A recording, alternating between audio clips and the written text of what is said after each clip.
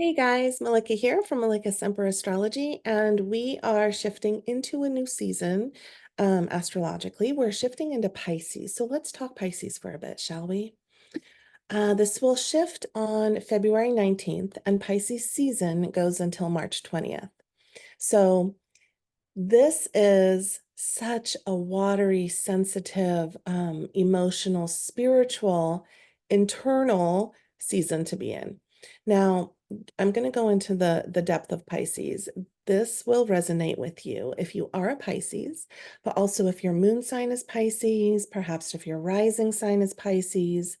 Also, if you have a lot of planets in the 12th house in your chart, and that's a little bit more advanced, if you have a lot of planets in the 12th house in your chart, or if Neptune, the planet Neptune is really strong in your chart, meaning if Neptune is on top of your sun, if Neptune is on top of your moon, if Neptune is on top of your rising sign.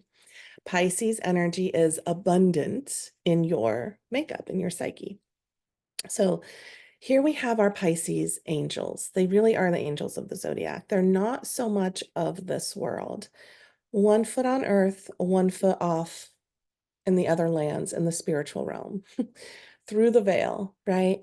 Pisces are our angels in this way because they're so connected to that which we cannot see. Feelings, people that have passed, spirit. The veil is so thin between this tangible earthly world and the other realm, the universe, God, guides, spirit, angels. They really embody that and encompass that. Pisces is here to teach us how to have an open heart, how to love unconditionally. They are the sign that rules compassion, unconditional love, empathy. They really have a knack for a heart connection. They came in to shine so brightly through their heart connections and their love. They love deeply. They love without boundaries, which can sometimes be an issue. They fall in love easily, which could sometimes be an issue as well. They are here to really feel the world, be in touch with their emotional body, and teach us about the realm, the world of feelings, and that those things that we can't tangibly touch or see. Okay.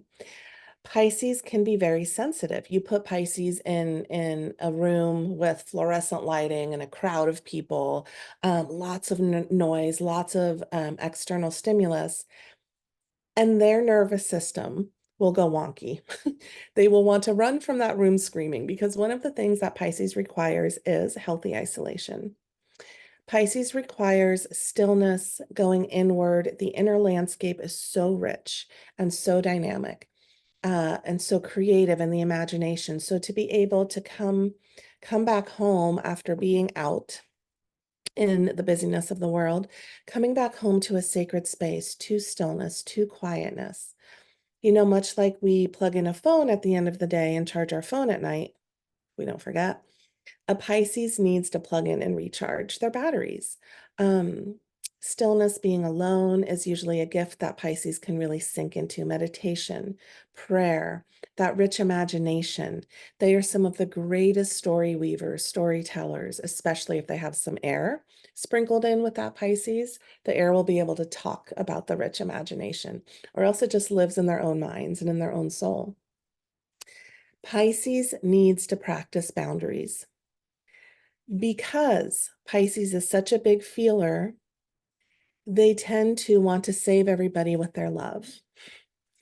And we know how that can work out, right? How that can end.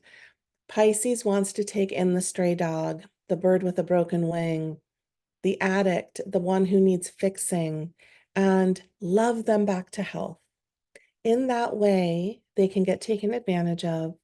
They can, it's like somebody really getting under your skin. Pisces wants to merge and become one, and they have to be careful with that because in that merging they can lose themselves. They can take on a lot of emotional baggage.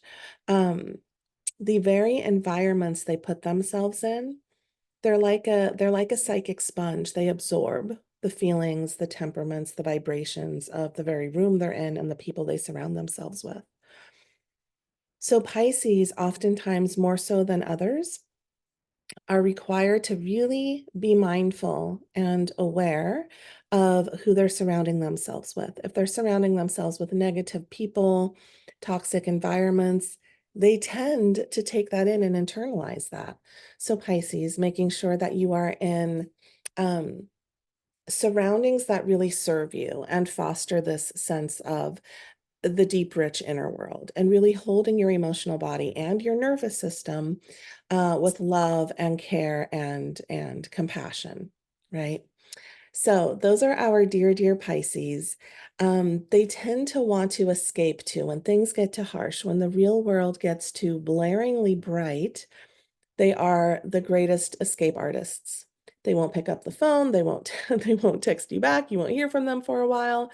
They can fall into their addictions in whichever way they want to escape: alcohol, drugs, Netflix, scrolling on their phone. I mean, you take your pick, right?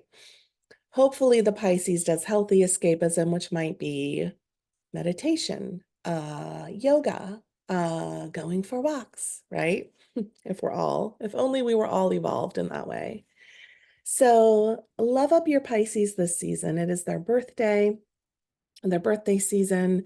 They're really here to teach us and show us how to open up our hearts. Okay.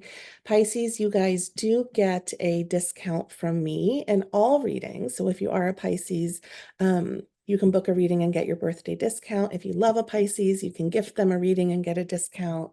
And I also want to mention that my progressed moon wisdom course is open right now, where we go over the cycle and phase of life you're in. Super, super fascinating. If you are in a Pisces progressed if you're in a Pisces progressed moon right now, everything I just spoke to is going to resonate with you, because that's the cycle of life you're in. So that progressed moon course registration is open. We'll put the link below, and we start on February 23rd, 3-day course. All right. Thank you guys. I'll come back next week.